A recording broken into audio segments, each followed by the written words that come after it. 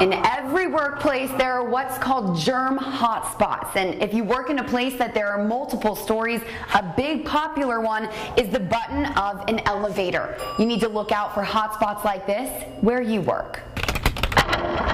It's a typical fall day in the office.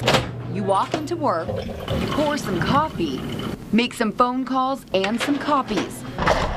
And voila, with just a few simple daily activities, you've racked up germs from all of your office's hotspots. The flu and stomach viruses and all that stuff, which is highly contagious. In a recent Kimberly-Clark professional study, 60% of Americans surveyed admit they go to work when they're sick. That's believable, actually, because most people, unless you're like literally dying, it's, you know, as Americans, I guess it's in us that you go to work.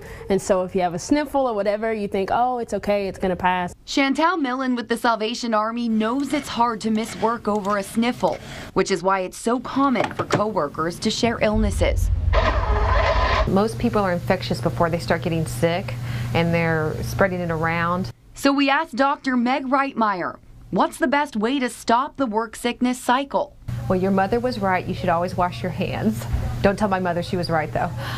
So that's really the most important thing, because most of it gets spread because people sneeze or cough and instinctively cover their mouth, and then without thinking they touch something else. For Salvation Army employees, health is a serious matter. We have our lodge here, and so we have a lot of residents, up to 210, that could be in our facility at one time.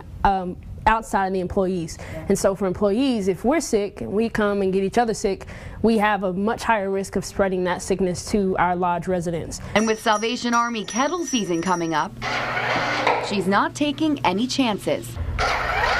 The best thing you can do to make sure everyone in your workplace is healthy is to make sure to keep hand sanitizer all over your office space to make sure everyone is as safe as possible. In Tyler, Courtney Friedman, KYTX, CBS 19 News. Words to live by, Courtney, thank you. And Dr. Reitmeyer says if you are sick, the best thing to do, if you can, is stay home. Of course, we live in a world of technology now, so maybe you could ask your boss to email or call in from home, or use something like Skype, for instance. Just check.